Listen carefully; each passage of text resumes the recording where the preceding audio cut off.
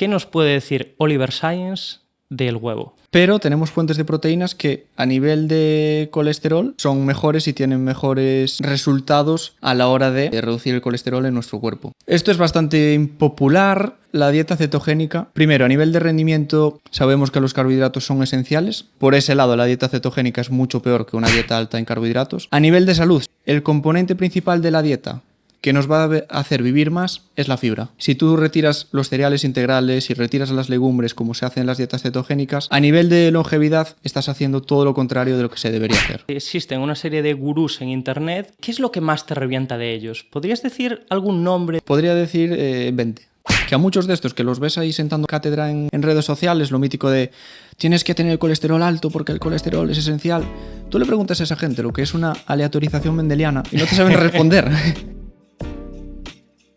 Bienvenidos a todos a un nuevo capítulo de Salud de Pies a Cabeza.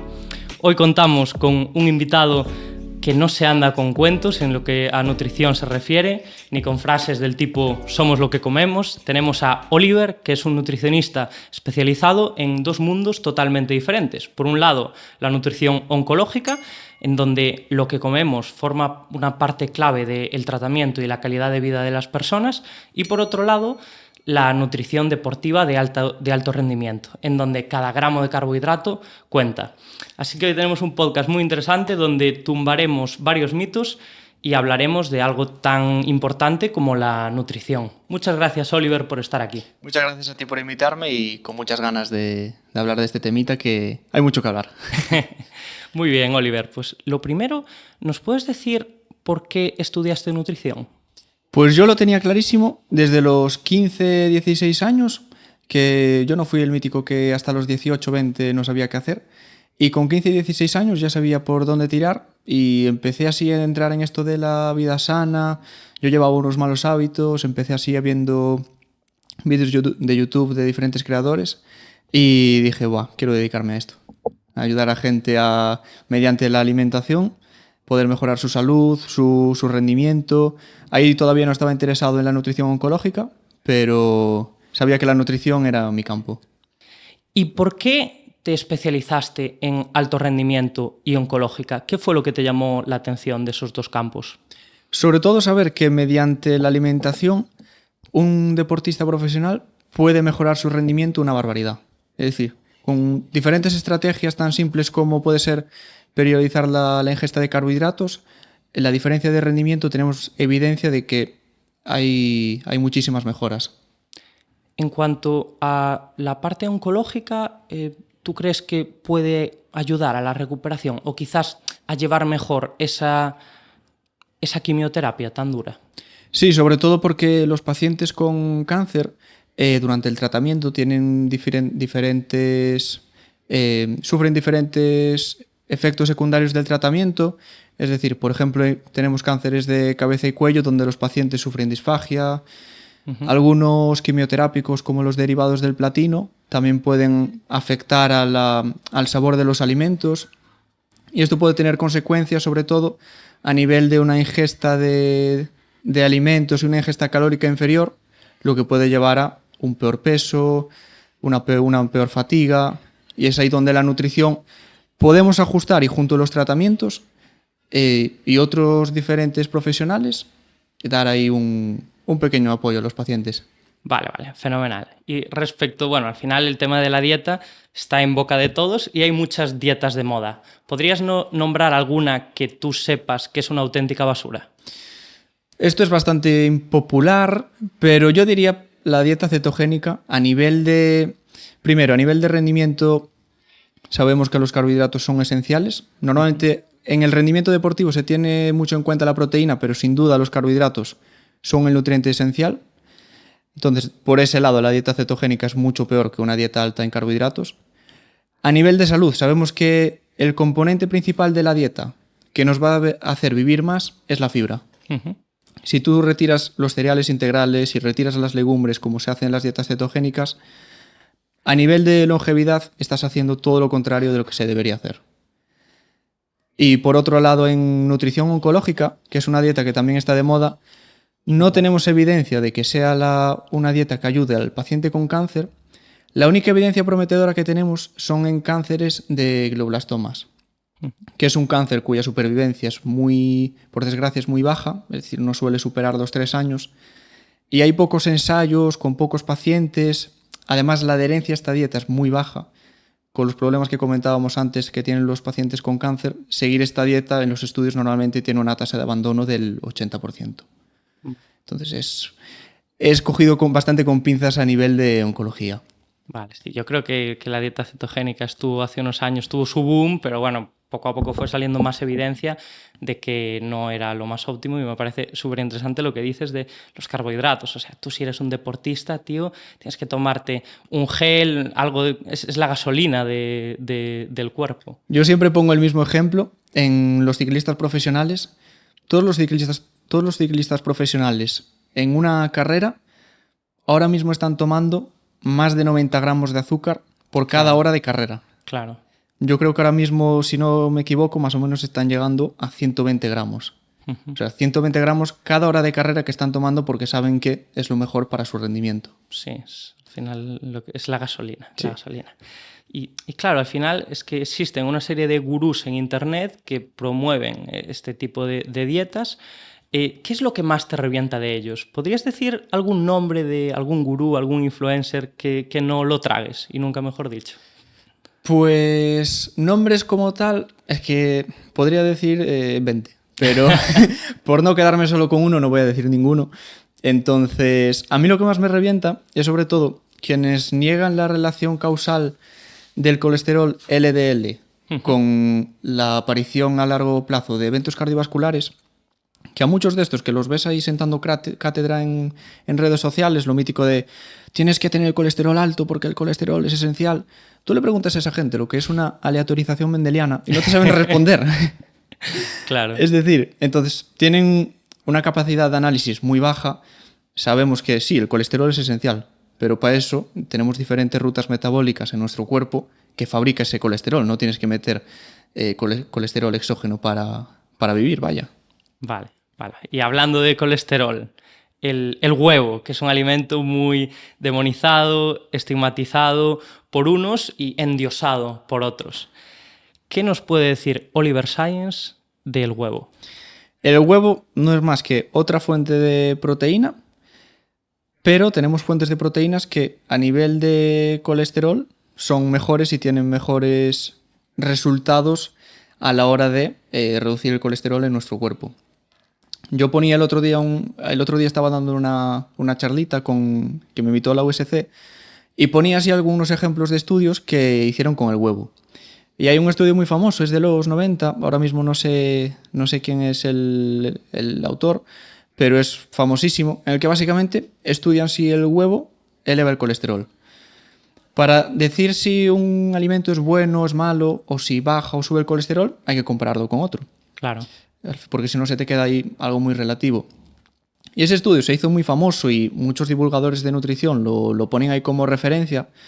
Y básicamente en ese estudio hay un grupo que consume 2 huevos al día y el comparador que usan es un grupo que come, literalmente lo ponen en el estudio, salchichas y sándwiches del McDonald's. Claro. No es coña, lo ponen en el mismo estudio. Claro, ahí las conclusiones que sacan los autores es que el huevo mejora la función endotelial y que reduce el colesterol. No hay que ser un lumbreras para darse cuenta de que el huevo sí es más sano que las salchichas del McDonald's. Claro, si comparamos las salchichas del McDonald's con 2 gramos de mercurio, también saldrían ganando. Efectivamente. Y de hecho, en ese estudio hay otra cosa aún más graciosa, porque hay un grupo que come avena, que en vez de huevo consume avena, y en los resultados ven que el grupo que consume avena reduce el nivel de colesterol LDL. Pero casualmente no lo ponen en las conclusiones. Por eso hay que tener mucho análisis crítico a la hora de leer 2 estudios, que no es lo que se hace ahora mismo, que es pillas el estudio, se lo metes a ChatGPT o pillas las conclusiones y ni siquiera te lo lees. Sí, o el abstract, sí. Sí, y venga, ahí los resultados. Es algo que pasa a menudo. Pa'lante. Pues vamos a tumbar más mitos. ¿Qué opinas del ayuno intermitente? ¿Es una buena opción para adelgazar, como dice mucha gente? ¿O simplemente es una moda de Instagram? Es una estrategia más que se puede utilizar para llegar a ese déficit calórico. Es decir, hay personas que el hecho de tanto adelantar la última hora de la cena, como podría ser retrasar la hora del desayuno, les ayuda a como empacar esas horas que tienen de comidas y al final comen menos y tienen menos hambre. Es una estrategia más que se puede utilizar para llevar ese déficit calórico, pero a nivel de salud y de longevidad no se ven esos beneficios. Es decir, normalmente se dice que el ayuno que mejora la resistencia a la insulina, que mejora algunos parámetros, y esto suele pasar precisamente por eso. Cuando se hacen estos estudios, tú si no controlas, si pones dos grupos, a uno lo pones a ayunar y a otro no ayuna, si no controlas la ingesta calórica de esos grupos, el grupo que ayuna al final acaba consumiendo menos calorías y entonces pierde más grasa y por lo tanto mejora la resistencia a la insulina. En cambio hay estudios que ponen a un grupo a ayunar, ponen a otro grupo sin ayunar y están consumiendo las mismas calorías y no ven ninguna diferencia a nivel de resistencia a la insulina ni parámetros de salud.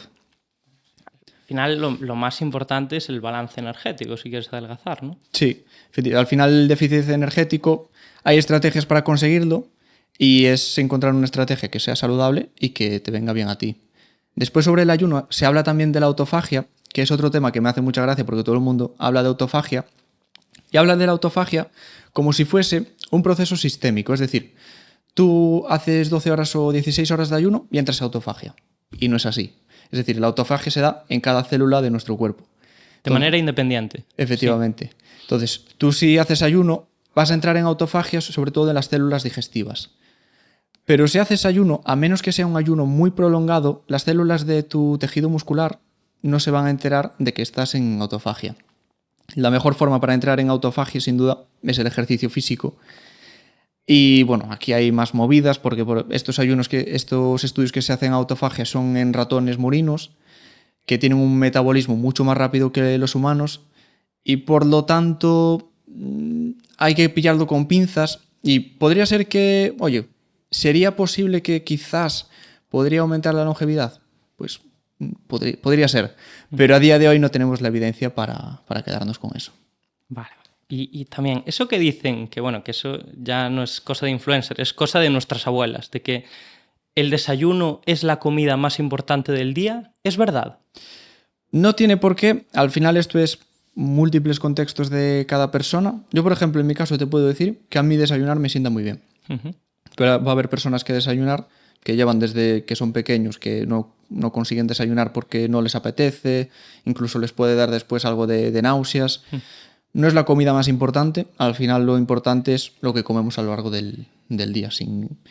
No hay ninguna comida que sea esencial, vaya. Vale. Y dentro de tu, de tu experiencia clínica, ¿te has encontrado con pacientes que te dicen, mira, Oliver, yo no soy capaz de adelgazar, he hecho 1000 dietas, he bajado mucho las calorías, pero no adelgazo ni 1 gramo? ¿Qué les dirías a ese tipo de personas? ¿Qué estrategia tomarías con ellas? Yo la estrategia que uso normalmente es, vamos a tener todo en cuenta, es decir, vamos a saber la cantidad, cuánto te mueves a lo largo del día, cuántos pasos haces, cuántos entrenos haces. Y en función de eso es ajustar, moderar las raciones de las comidas, es decir, si ponemos esta cantidad de calorías, si después sabemos que tú haces esta cantidad de ejercicio, es ir jugando con eso, ir jugando también con otros parámetros como la energía que tienes en el día a día.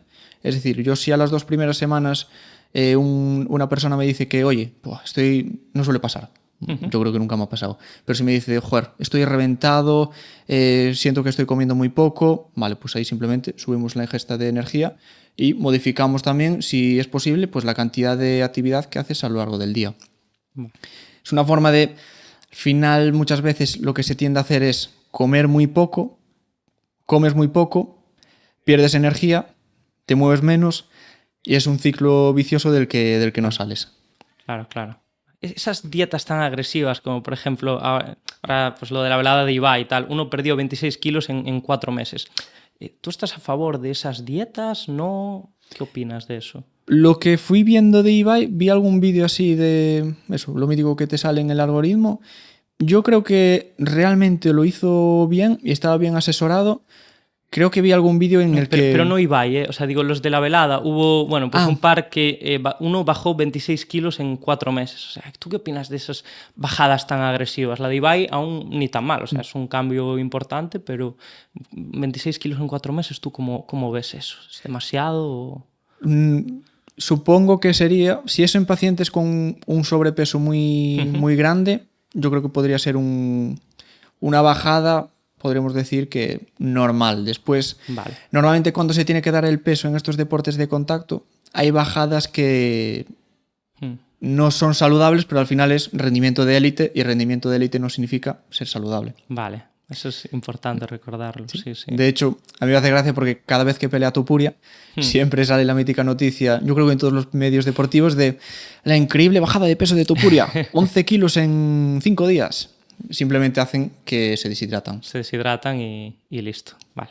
Y hablando de eso, del deporte, los deportistas siempre hablan de suplementos, muchas veces hay intereses comerciales por ahí. ¿Tú qué opinas de los suplementos? ¿Hay alguno realmente interesante o la mayoría son una basura? ¿Qué nos puedes decir de la suplementación? Los suplementos que veo interesantes, primero diría la creatina. Al final siempre te va a dar un plus de rendimiento. Lo cual no quita que, de cierta manera, yo creo que está un poco sobrevalorada, que parece que tienes que tomar creatina sí o sí. Te da un pequeño plus. Vale. Después, un suplemento que puede dar otro pequeño plus es la melatonina. Esto es decir, personas que a lo mejor tienen horarios cambiados, es decir, pues a lo mejor una semana trabajan de tarde, otras de noche. En ese tipo de personas, como tienen esos desajustes a la hora del sueño, puede ayudarles a descansar mejor, y eso en última instancia, cuanto mejor descansas, más músculo vas a generar, por así decirlo. Y sobrevalorados como tal, te podría decir, creo que ya no está tan de moda, pero la L-carnitina, que antes era de los más vendidos, no tiene evidencia ninguna de que ayude en la pérdida de peso. Esto es, bueno, ahí hay unas movidas fisiológicas, pero no tiene ninguna evidencia. Es muy rebuscado, ¿no? Es un poco como lo de los ratones, que a lo mejor hay evidencia en eso, en ratones, pero en humanos no. Sí, efectivamente. Y después sobrevalorado podría decir la proteína, porque como tal es muy raro que una persona consuma poca proteína. Al final, yo creo que si cada persona que va al gimnasio se pusiese a calcular durante un día la cantidad de proteína que come, porque normalmente solemos subestimarlo, ya que solemos pensar que la proteína solo viene de proteína animal, es decir, de... Sí, carnes, huevo... Carne, pescado y huevo, sí. Y realmente tú, si te haces 100 gramos de arroz, 100 gramos de arroz tiene más o menos unos 10. 100 gramos de arroz es una cantidad bastante grande, pero al final, entre ir añadiendo arroz, ir añadiendo pues quesos y cosas así, es muy fácil llegar a los 1,6 gramos por cada kilo de peso. Entonces, normalmente la gente, yo estoy viendo que consume más de 2 gramos por kilo. Vale. Y no tenemos evidencia de que... No es necesario, vamos, es demasiado.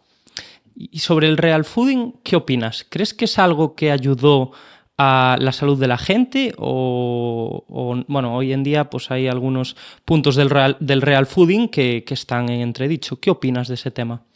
Yo creo que sí que pudo ayudar a gente, pero la experiencia personal que tengo yo es de conocer a bastantes chicas que sufrieron un TCA y lo achacan bastante a seguir esa corriente del real fooding. Es decir, tenemos vídeos de Carlos Ríos intentando hacerse viral, que reacciona a un vídeo, es muy famoso, no sé si lo viste, que es un vídeo de una chica poniéndole mayonesa y se pone, esto tiene 100, 200, 300 calorías, no sé qué. Y era...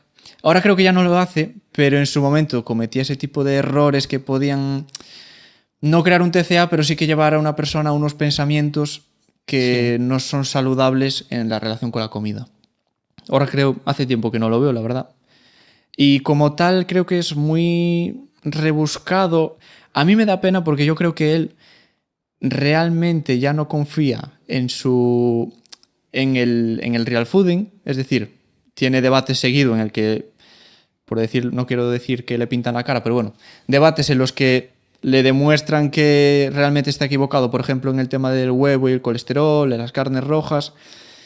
Pero me da pena por eso, porque ha montado su negocio en función a eso y ahora lo entiendo porque es muy difícil decir, oye, Todo lo que decía estos años, no, pues ahora tenemos evidencia de que no es correcto y el real fooding pues puede no llegar a ser lo mejor para la salud. Claro, quizás su primera intención fue buena. O sea, yo ahora mismo la ciencia, la nutrición en redes sociales ha cambiado mucho y yo veo que está como mucho más formada e informada. Pero sí que hace unos años, por ejemplo, en 2010, 2015, que fue cuando yo me empecé a informar de todo eso, pues claro, cambias ultraprocesados y comida basura por comida real y siempre vas a salir ganando. ¿Qué pasa? Que al final es lo de siempre, pues no es lo más óptimo. Yo creo que, claro, con comer todo natural no lo tienes todo hecho, porque sí, el bacon es natural o claro. Mismamente un filete de ternera, es decir, cualquier tipo de carne roja es natural. Es eso. Yo creo que también se le machaca mucho porque al final es Carlos Ríos y hablar de Carlos Ríos da visitas y eso. Al final venimos también de una época en la que hay mucha obesidad. Entonces, si tú ayudas, en cierta parte también ha ayudado a personas a, oye, mira, pues come, siempre va a ser mejor un filete de tal que un donut o una carne procesada. Yo creo que tengo ahí, no sé, dos mentalidades diferentes. En general yo creo que lo hizo con buenas intenciones, pero ahora mismo, como vive de eso, como vive de hacer postres real fooding ahora que ahí ya me pondría más hater con él. Claro, es que lo de la nocilla de dátiles fue... Sí, y además cuando dijo, no, puedes tomarte hasta 2 o 3 nocillas de estas.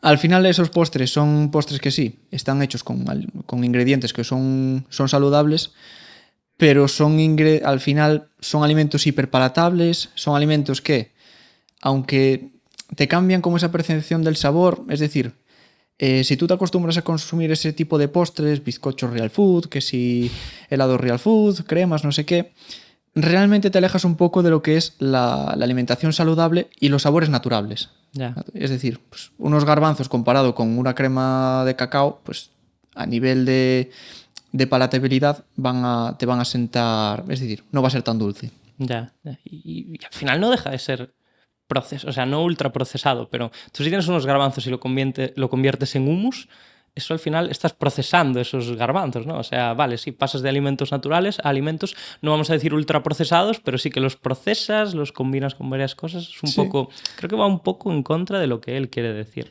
En el caso del hummus, el hummus sí que me parece al final interesante, sí. Interesante. Yo voy más a las cremas de cacao, que al final aquí también entra otra cosa, que si yo me voy a hacer, me apetece un día tomarme una nocilla o Nutella, no sé si he mencionado alguna marca, pero... Da igual, no creo que nos patrocine.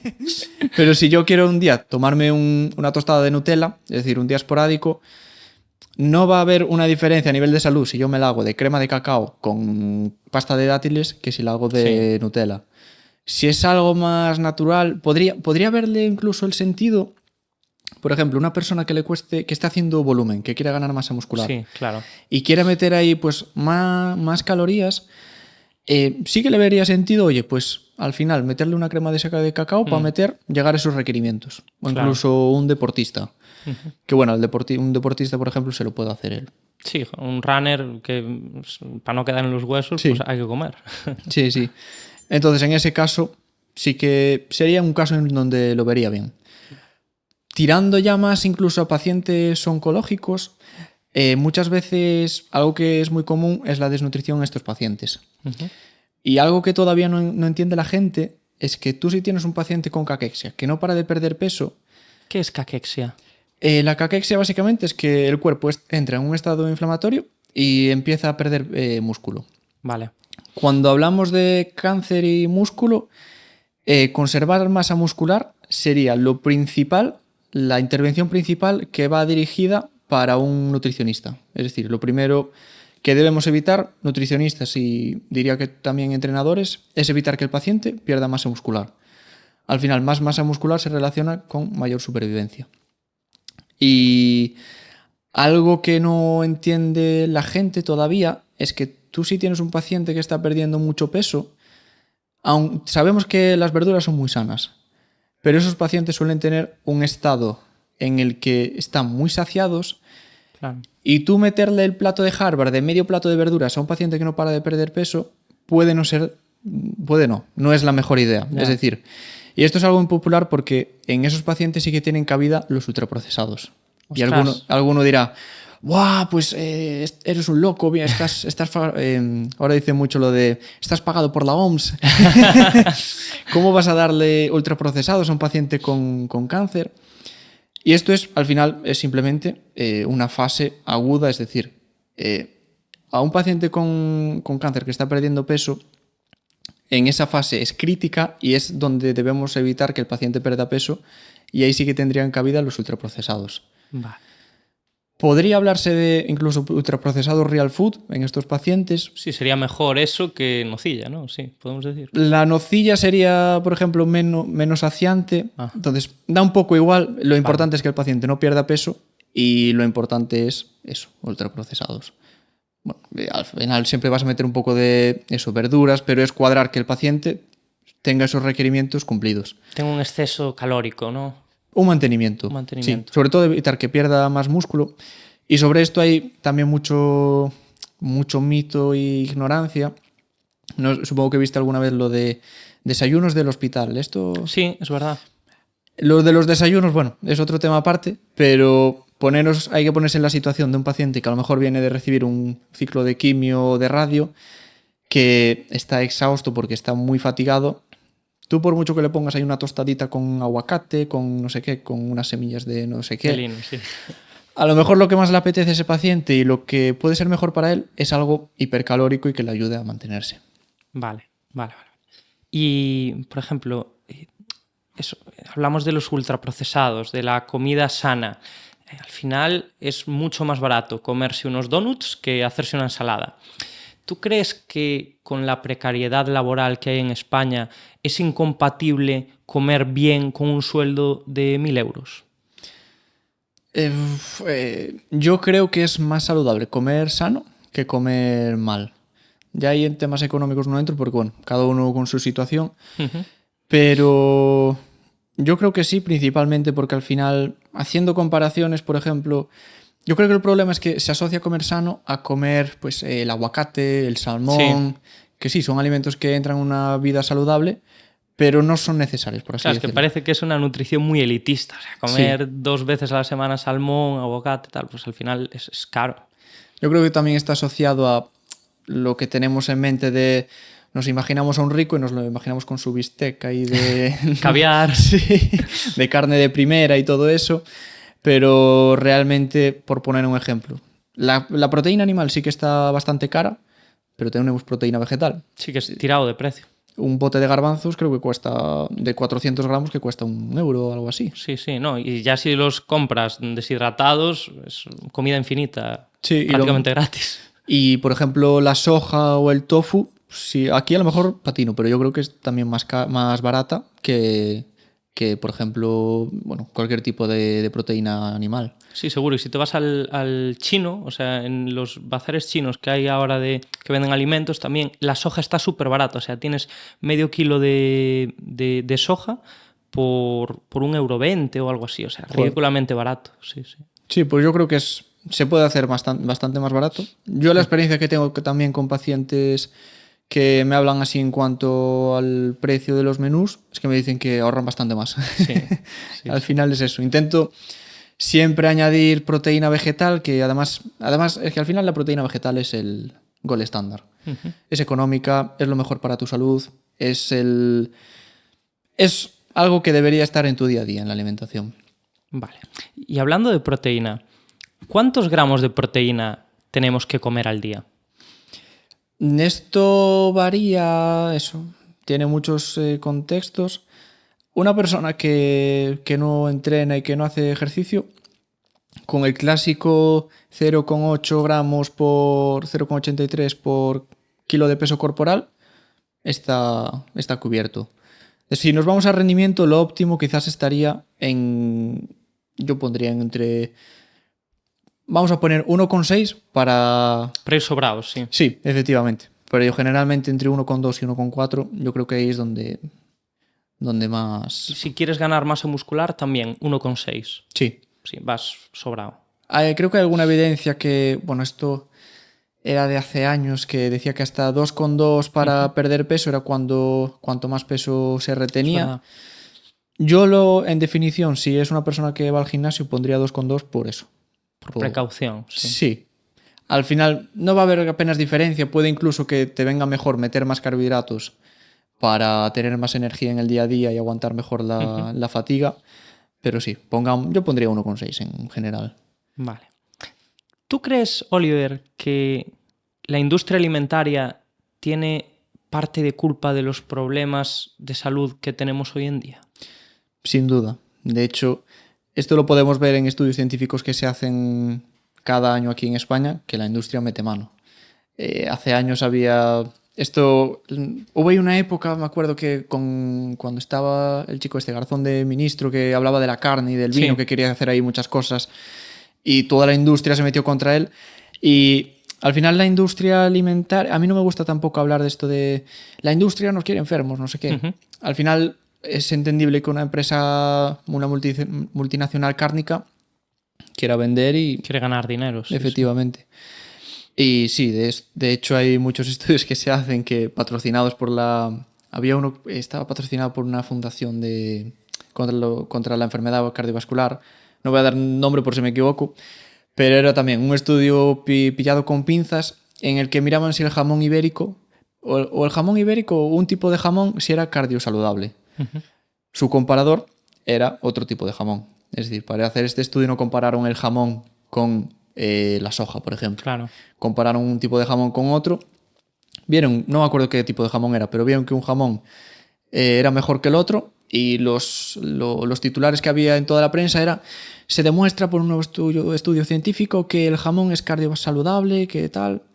Yo sí soy una persona de 40 50 años que me encanta el jamón y veo ese titular, digo, bah, genial. Todos los días. Sí, tengo que comer más jamón. Y pasa lo mismo también con el vino. O sea, el vino decían que es bueno para el corazón. Ostras, al final es una droga. Es como si dices, la cocaína es buena para el cerebro. O sea, a mí me pareció muy heavy eso. Sí, al final el vino viene porque al final el vino viene de la uva. La uva tiene un antioxidante que es el resveratrol. Lo que pasa es que el alcohol es tóxico. Entonces, tú si quieres que algo sea positivo para tu corazón, cómete las uvas, pero no el alcohol. Exacto. Y esto había también como algunas asociaciones que se hacían de que también por algunos estudios observacionales veían que la gente que consumía más vino creo que tenían menos enfermedades del corazón, una cosa así. Aquí hay muchos matices, principalmente que la gente que consume vino a diario suele ser gente que socioeconómicamente está mucho mejor que la gente que bebe agua. Claro. Entonces ahí también hay muchos matices. Y por eso es súper importante ser muy críticos con la evidencia, sobre todo en nutrición, que hay tantos factores de confusión dentro de la dieta. Es decir, pues una persona que tiene más dinero pues tiene un patrón alimentario que va a ser diferente al de otra que no tiene dinero. Entonces es un caos y hay que ir con pies de plomo para analizar todo eso. Y tú, si fueras político, ¿qué medida tomarías para mejorar la salud pública de la gente a través de los alimentos? ¿Grabarías con impuestos, con más impuestos el alcohol, los ultraprocesados? ¿Eso te parece una buena medida? Yo creo que al final aumentar los impuestos en esos alimentos lo que hace es privar a la clase obrera de que puedan adquirirlos. Al final, cuando se hace eso de aumentar los precios de algo, quien suele ser el más perjudicado es al final las clases más bajas. Es decir, yo si un día me quiero comer, no sé, unos donuts o cualquier tipo de alimento ultraprocesado y le han triplicado el precio, yo no voy a poder consumirlo, pero el que tiene más dinero que yo sí. Entonces yo creo que ahí... Si fuese político, al final en términos políticos, yo creo que hay que hablar siempre de dinero y habría que hacer, básicamente sabemos que si la población está más sana, la población va a consumir menos recursos a nivel de hospitales. Claro, y todo al final te compensa económicamente que la población sea saludable. Sí, y esto era algo que en este curso hablábamos estos días, que verlo de una forma económica es bastante poco ético, pero cuando se habla de forma política, a los políticos lo que les interesa es la economía. Entonces, al final es también sabemos que incluir al nutricionista como un imprescindible en pacientes con cáncer, sabemos que eso, además de que va a beneficiar a los pacientes porque tenemos ahí todo controlado y en cuanto esos pacientes veamos que existe un riesgo de desnutrición, en el momento está ahí el nutricionista para prevenir eso. Realmente, a nivel humano, esto es lo esencial. A nivel económico, que es lo que hablaría un político, también tiene muchos beneficios a nivel de costes. Y de hecho, Sí. en países como Suiza, Inglaterra y Francia, el nutricionista siempre está ahí en primera línea para atender a un paciente con cáncer. Y es algo que aquí no ocurre, y además me da mucha pena porque, claro, me llegan personas con cáncer y trabajamos con ellas, y hay personas a las que les digo, oye, pues sería genial pues que pudieras incorporar un entrenador y también trabajar ejercicios de fuerza, ya que esto te va a ayudar también en la recuperación. Por supuesto. Aclarar que al final esto siempre va de muchas profesiones que entran ahí. Lo importante, como siempre, los tratamientos médicos, que es lo fundamental. Esto al final pues siempre da un pequeño plus, por así decirlo. Uh-huh. Pero ¿qué pasa? Que estos pacientes no tienen el nivel económico para poder permitirse un nutricionista privado, un entrenador privado, Obvio, sí. a lo mejor tratamientos privados o lo que sea. Entonces Claro. Tienen que hacer como lo que hicieron en algunas comunidades como Valencia, que te podías desgravar el gimnasio. A mí me parece una medida súper buena y, a ver, que tampoco te vas a ahorrar ahí un pastizal, ¿sabes? Pero si lo piensas, es bueno para todos. Sí. Deberían poder desgravarse pues también eso, el nutricionista, por ejemplo. Sí, al final son servicios que sabemos que mejoran y que están relacionados con mejoras a nivel de salud. Por ejemplo, pues sabemos que ahora mismo tenemos muchísima evidencia de que una intervención nutricional y una intervención de fuerza van a ayudar al paciente oncológico en la recuperación. Yo creo que en el futuro, muy a futuro, si todo va bien, van a estar incluidos porque cada vez hay más evidencia y cada vez es como... Al final, si sabes que esto va a mejorar a un paciente en su recuperación, es muy triste que el paciente tenga que pagárselo por sí mismo y no pueda... Que, a ver, por suerte en España tenemos sanidad pública y los tratamientos están incluidos, y es una suerte que tenemos, que en otros países que va por sistemas de seguros, si eres una persona de una clase desfavorecida, no tienes esta fortuna. Entonces, por una parte es algo que tenemos aquí que es muy bueno, pero siempre se pueden incluir cosas mejores. Oliver, cheat meals, ¿qué opinas de ellos? ¿Te parece una medida interesante para una persona que quiera perder peso o no? Porque al final pierdes un poquito esa disciplina. A mí me parece, yo creo que ahora ya no está de moda, pero me parece de las mayores absurdideces, creo que esa palabra no existe, pero por no decir otra peor, que existen dentro del mundo de la alimentación, porque básicamente los cheat meals conllevan una peor relación con la comida. Vale. Es decir, yo soy nutricionista y, coño, hay días que salgo a cenar una pizza porque es algo normal y que a todos nos gusta, y tiene también ese componente social de ir con los amigos, que muchas veces se piensa que el nutricionista es lo mítico que nos dicen a todos, que a lo mejor vamos a una cena, hay una persona que no conocemos y le decimos, no, yo soy nutricionista. Pues con la pizza bien que la comes, ¿eh? Es algo muy mítico. Y yo, si quiero un día ir a cenar una pizza, no necesito programar un cheat meal. Te la comes y punto. Efectivamente. Yo creo que los cheat meals llevan una peor relación con la comida, principalmente porque está asociado a sigo una dieta muy estricta durante un tiempo, esto me genera ansiedad, pero tengo el cheat meal para darme un atracón y sentirme después bien. Y es un ciclo que se repite, lleva una peor relación con la comida y muchas veces acaba desembocando, infortunadamente, con TCAs. Vale. ¿Qué errores ves en la alimentación de la mayoría de deportistas amateurs? Principalmente, bueno, siendo amateurs, que... A ver, amateur, lo mítico yo trabajo con futbolistas de tercera red, de eso ya es casi semiprofesional, diríamos, porque sí, cobran, tal. Sí, a ver, ya no les da para vivir, pero principalmente es que, bueno, después de los partidos pues se van de cañas y cosas así, que al final también lo entiendo porque eso, no eres profesional y al final muchos los toman también como hobby. Aún así, los profesionales, mira la fiesta de Lamine Yamal, ¿eh? Sí, eso ahí daría para otros temas sociales de los que hablar. Y principalmente Si vamos ya a deportistas amateurs que se lo toman en serio, como podrían ser, por ejemplo, muchos ciclistas y corredores que ya se les ve, oye, no son profesionales, pero le meten una cantidad de horas a la semana que es una barbaridad. Generalmente no suelen controlar la cantidad de carbohidratos que ingieren. Muchas veces es lo mítico de, no, pues voy a correr, pues me tomo un plátano antes y ya está. Ya.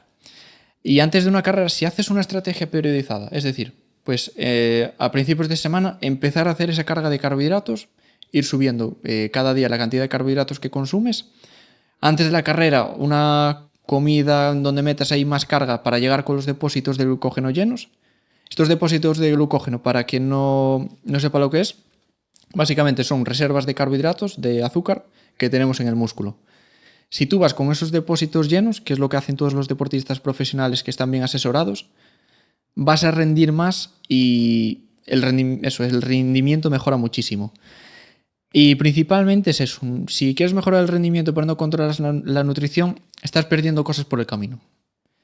Y después también la hidratación, es lo mítico de voy a hacer una ruta o bueno, una carrera, voy bebiendo así lo que me tal. Sí, cuando tengas sed. Sí, cuando tengas sed. Y claro, una vez que tienes sed, ya estás deshidratado y tu rendimiento ahí ya se cae. Vale. ¿Y existen alimentos puntuales, o sea, no pautas como las que nos acabas de decir, sino alimentos que mejoren el rendimiento o incluso que puedan ayudarte a recuperarte antes de una lesión? Antes de una lesión, de hecho hice el trabajo de fin de grado de esto, lo ideal es, muchas veces ocurre que una persona pasa de realizar mucho deporte, tiene una lesión que le impide moverse, su rendimiento, su actividad en el día a día cae mucho, pero siguen consumiendo lo mismo y acaban ganando peso. Ahí sería, alimento como tal, simplemente pues sería pues controlar esa carga, esa ingesta energética. Y hay suplementos sobre la creatina en lesiones musculoesqueléticas, sí que parece tener evidencia de que ayuda en la recuperación. Después las sustancias antioxidantes, algunas veces también podrían entrar, es decir, alguna suplementación de antioxidantes. El problema es que hay que saber en qué fase meter esos antioxidantes. Aquí claro, seguramente tú me puedes explicar mejor. Yo, según tengo entendido, cuando un deportista se lesiona, ahí hay como una fase inflamatoria que es necesaria. Sí. De hecho, los antiinflamatorios están contraindicados en esas fases porque te estás saltando una fase clave de la recuperación. Claro, en esa fase sería contraproducente, pero después, según va avanzando la lesión, parece ser que tiene cierta evidencia. Algunos antioxidantes, por ejemplo, vitamina C, omega 3 tengo leído que también podría ayudar. Después, sobre lo que hay mucho mito sobre el colágeno. Sí, es verdad. Sobre el colágeno, a mí es un suplemento que no sé, es como que está súper vendido, pero realmente a nivel de evidencia se sabe que es absurdo. O sea, sí. No hace... O sea, vale, sí está bien tener evidencia, pero yo creo que es de estas cosas que tampoco hace falta, porque lo piensas, el colágeno llega al estómago, se divide en péptidos y es como si te comes un filete. Efectivamente. Y de hecho, cuando se hacen estudios de si el colágeno ayuda en la reparación del tejido conectivo, lo comparan con un grupo control y es mejor que el grupo que no se suplementa. Pero lo comparan con un grupo que toma proteína de suero con un mejor perfil de aminoácidos y la proteína de suero pues es mucho mejor que la de colágeno. Claro. A mí me pasa muchas veces que, esto me pasa sobre todo en señoras que me dicen que toman colágeno y les viene muy bien. Yo al final... Mi madre, por ejemplo. Sí. Yo, si te viene bien, pues sigue tomando, pero oye, no te va a hacer mal. Entonces, es como si sabemos que algo te puede hacer bien, pero también te puede hacer mal, no lo recomendamos. Pero si algo sientes que, muchas veces también por el efecto placebo, que te sienta bien, pues oye, tómalo. Claro. Si tienes dinero y puedes permitírtelo, puedes seguir tomándolo. Dejarnos ahí en comentarios si tomáis colágeno y si os gusta. Luego, respecto a esto, ¿tú qué prefieres? ¿Tomar ese omega 3, esa vitamina C en forma de suplementos o en forma de comida de verdad? ¿O crees que da un poco igual? En forma de comida, sin duda. Al final, la vitamina C la encontramos en frutas y verduras, sobre todo frutas cítricas. Entonces, si tú metes frutas, cuanta más fruta metas, bueno, en cierto límite, si pasas de no comer frutas a comer más frutas, a nivel de salud vas a estar mucho mejor. Claro. Y con el omega 3 es un poco lo mismo. Al final tenemos fuentes muy ricas de omega 3 y a nivel fuentes vegetales sobre todo. semillas, frutos secos, y serían, yo siempre digo que si tú quieres aportar grasas positivas a partir de la dieta, las principales serían el aceite de oliva, virgen extra, el aguacate, frutos secos.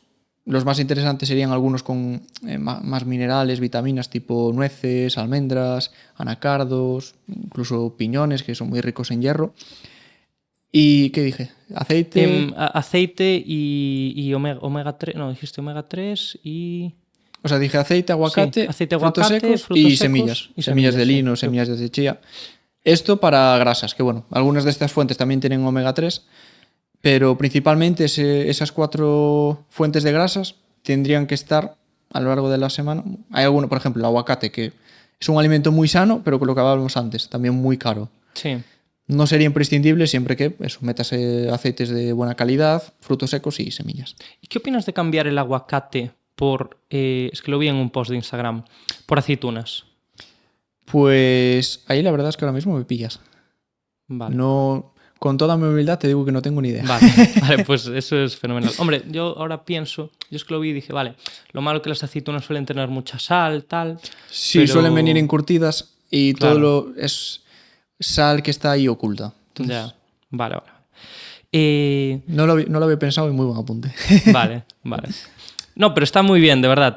A mí tener invitados que si no saben algo dicen que no lo sé, es que me parece o sea, lo lógico y por otro lado, pues te quiere decir que eres un buen profesional, porque mucho mejor eso que inventárselo, ¿sabes? Sí. O lo que sea.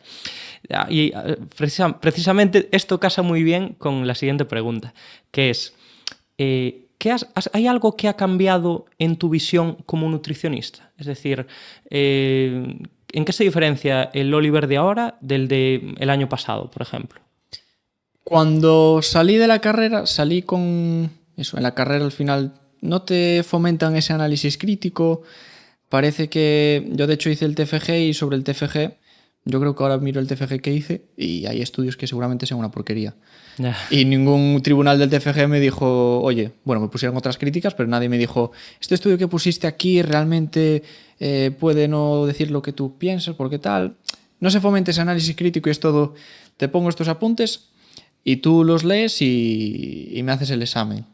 Después también está lo mítico de que al final siempre se aprende más haciendo formaciones fuera de la carrera. Bueno, más que se aprende más, es algo esencial para formarte como buen profesional. Que después aquí depende de las formaciones que se hagan. Yo también veo muchos estudiantes de nutrición que es lo mítico de, no, yo aprendí más estudiándome por mi cuenta. ¿Con quién te formaste? Con este fulanito. Ese fulanito que me acabas de decir, yo veo las cosas que sube y muy bien formado no está. Carlos Ríos. No, Carlos Ríos no, pero hay otros tipo, bueno, los míticos estos de la cetogénica, la low carb, sí. Carnes rojas y todo eso. Y sobre todo eso, al final durante la carrera no se fomenta ese análisis crítico. Yo en la carrera me acuerdo que, bueno, es lo mítico de, pues, tú para hacer una dieta tienes que llegar a estas calorías, esta distribución de nutrientes. Es como muy básico, por así decirlo. Pero, bueno, al final yo creo que ocurre en todas las carreras que siempre se está un poco más atrasado de la evidencia actual. Sí, por supuesto. Vale, pues vamos a una parte que tenía muchísimas ganas y es que vamos a hacer una tier list de alimentos, ¿vale? Entonces voy a explicar un poco las tiers, ¿vale? Y te voy a ir disparando alimentos y tú me los colocas. Primero es la tier S, que sería excelente, tier A, bueno, tier B, bueno, le he puesto neutro, no sé qué te parece esa nomenclatura, C sería limitar y D evitar. No sé si te parece bien... Vamos, si quieres lo hacemos forma de... Ponemos pues ir comparando con otro, sin poner si esto es bueno, o sea, si esto es neutro, limitado o tal, simplemente comparando una con otra. Venga, perfecto. Pues vamos a empezar con los pescados. Tenemos por un lado pescado azul y por otro lado pescado blanco. Yo pondría los pescados en un nivel B. B, vale. Bueno, hay SAB, es. SA, B, C y D. Pero bueno, puedes decir en plan abajo, ¿vale? Podría ponerlo en A. En A. Sí, los dos tipos de pescados. Al final el pescado azul tiene grasas tipo omega 3 realmente sería mejor que esas grasas omega 3, sería mejor tomarlas a partir de fuentes vegetales. Nueces, por ejemplo. Sí, frutos secos y semillas. Pero bueno, vamos a ponerlo ahí en un A. Vale. Carne roja. Carne roja, la D es la peor. La D es la peor, sí. La pondría en C. En C, limitar. O sea, una vez a la semana, podemos decir, o Más que poner una vez a la semana, simplemente... puntualmente. Sí. Cenas con amigos y ya. Sí, es algo que no debería estar en una alimentación saludable, Vale. de forma habitual. Carnes magras. Podemos decir pollo, cerdo se considera también. Cerdo, depende de la parte del corte. cerdo. Por ejemplo, las carrilleras serían muy grasas. A esas las pondría a nivel de carne roja. Vale. Vamos a, venga, para que no Lomo, me... por ejemplo. Lomo de cerdo, que es Sí. magro. Venga, para que no me tiren hate en TikTok, la pondremos en... Venga, A. En la A. Sí. Vale, perfecto. Carnes ultraprocesadas, salchichas, bacon. La D. O sea, al final. sin pensarlo. Sí, mucho Al pozo. peor que las carnes rojas. Y a nivel de enfermedad cardiovascular, son un alimento que, sin duda, consumirlo habitualmente va a aumentar el riesgo de llegar ahí. Vale. Legumbres. Las legumbres, sin duda, en el A. Lo más es la S. En el S, perdón. Vale, perfecto. Las legumbres, sin duda, en la S, porque al final las legumbres tienen que estar en el día a día. Vale. ¿Hay alguna legumbre que sea superior a otras o más o menos todas iguales? Tampoco... Depende del contexto, te interesa más una que otra. Es decir, si eres una persona que quiere ganar músculo, te va a interesar meter tofu... Sí, principalmente tofu, soja texturizada, que por ejemplo unos garbanzos. Vale. Es más jugar con el tema de la saciedad. Vale. Al final, la soja, de hecho, es la fuente de proteínas que más cantidad de proteínas tiene, el doble que la carne, la soja texturizada. Y es eso, jugar, si quieres perder peso, oye, pues a nivel de saciedad te va a ser más saciante 300 gramos de garbanzos que una ración de tofu. Entonces es jugar un poco con eso. Huevos. Huevos lo pondría, si puse a la carne en A, la pondría en B. En B. Vale. Un poco peor que la carne magra. Sí, Sí. sobre todo porque tiene más colesterol.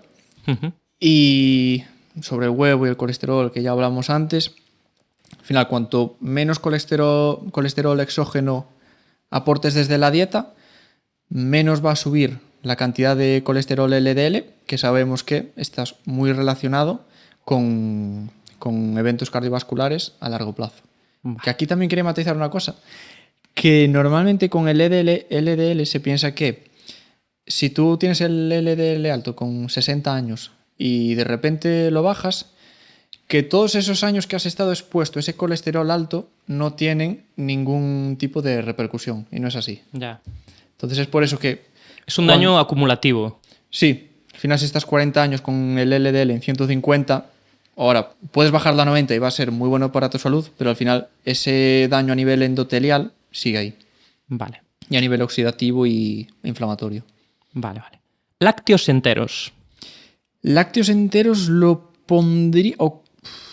depende un lácteo entero normal, lo pondría con el huevo, también por eso que hablamos de la cantidad de grasa. Un lácteo que además de ser entero lleve mucha sal, lo pondría en el C. O sea, un queso, por ejemplo. Sí, suelen ser fuentes de sal que están encubiertas y que no nos damos cuenta y que al final sabemos, cada vez tenemos más evidencia de que una cantidad alta de sal puede estar relacionada con el riesgo de sufrir un cáncer gástrico. Esto sobre todo lo vemos en poblaciones asiáticas, en estas poblaciones que sobre todo abusan de la salsa de soja, que la salsa de soja lleva una barbaridad Porrón de sal. Sí. Entonces pondría un lácteo entero, lo pondría en el nivel...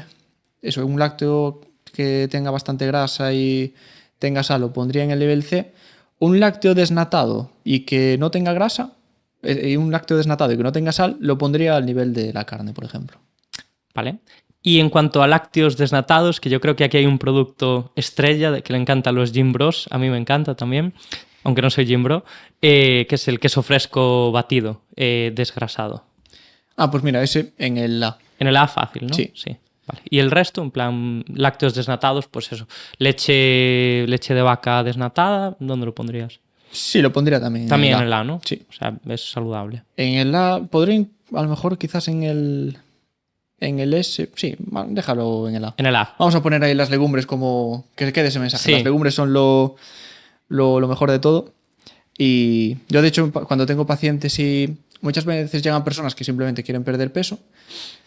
Y claro, muchas veces cuando no entienden muy bien el hecho de meter a lo mejor, yo siempre lo hago poquito a poquito, pues a lo mejor personas que toman de vez en cuando pues unos callos o una ensalada de garbanzos, ir subiendo por lo menos la ración semanal a 4 veces a la semana.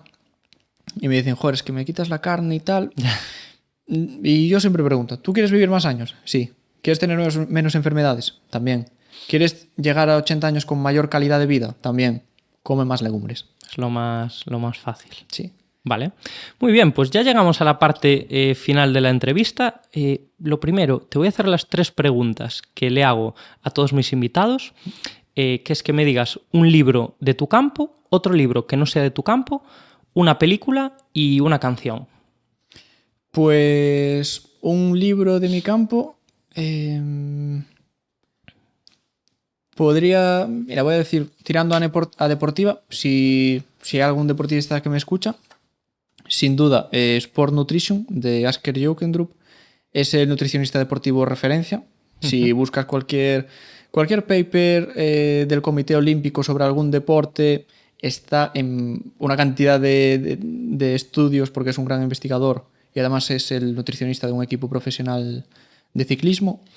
Sin duda, si quieres formarte a nivel o aprender incluso como deportista a comer mejor, un libro de ese señor. Y así libros que no sean mi campo, podría decir, mira, de los compañeros de FISAC, no sé si los conoces. No, la verdad es que no. Tienen un libro muy bueno que se llama El ejercicio, un muro contra el cáncer. Y es un libro donde analizan toda la evidencia científica que hay sobre los beneficios del ejercicio físico en pacientes con cáncer. Es un libro que a mí me encanta porque cuando se hacen libros sobre cáncer, suelen ser libros que van destinados de algún fulano que quiere vender su dieta mágica, su método estrella, pero no, es un libro súper riguroso y que analiza los beneficios hace como una revisión de todo lo que hay publicado. Creo que se publicó en 2022 o 2023. Ajá. Y es muy, muy top. Y una película y una canción. Película... Que no sea Interestelar, que ya van 3 personas que lo dicen. Claro. Te voy a decir 2. De mi parte más seria y mi parte menos seria. Una sería El séptimo sello. Es una película de... Bueno, ahora el nombre a lo mejor no me sale. Ingmar Bergman. Y otra película sería Spider-Man 1. Oh, es que el mejor es Spider-Man es Tobey Maguire, sin ninguna duda, tío. Y la 1 para mí es... Yo cuando tengo así... Bueno, hace tiempo que no la veo, pero cuando tengo así alguna época que estoy un poco plof, digo, Spider-Man 1... Qué bueno. Son 2 horas de auténtico cine. Sí. Tu película de confort, por así decirlo. Sí. Una canción. Una canción, te diría... A mí... Te voy a decir también 2. Venga. Bueno, te podría... Es que para mí mis artistas favoritos son sin duda Woz y Mac Miller. Ajá. Y te voy a decir Lleno de zafiros, que es una canción que no es conocida, pero a mí me encanta. Y de Mac Miller te voy a decir Duno. Vale, perfecto. Y ahora te voy a hacer una pregunta que no la he hecho yo, sino que la ha hecho el anterior invitado, que es Ramón Rudiño, que es dentista y creo que va a casar muy bien con tu campo. Vale, entonces si nos la puedes leer en alto... A ver si no me mete en un compromiso nuestro compañero Ramón. Es muy buen chaval. ¿Cómo mejorarías la salud de tus pacientes con una sola pauta? No, perdón. Este es el de Laura Gómez. Ostras, qué liada. Pero puedes decírmela. No, espera, la pregunta de Ramón, ¿cómo era? Era... Vale, sí, me acuerdo yo. Era, desde tu ámbito, ¿cómo podrías mejorar la salud dental de mis pacientes? Ostras, qué buena. Es que además justo casó muy bien porque me dijo que él no sabía quién iba a ser el próximo invitado, qué profesión iba a tener y dijo, pues vamos a ver qué sale de aquí. Y creo que con un nutricionista es lo ideal. Si vamos a lo básico y a lo perogrullo, que todo el mundo sabe, simplemente sería pues dejar de consumir azúcares libres.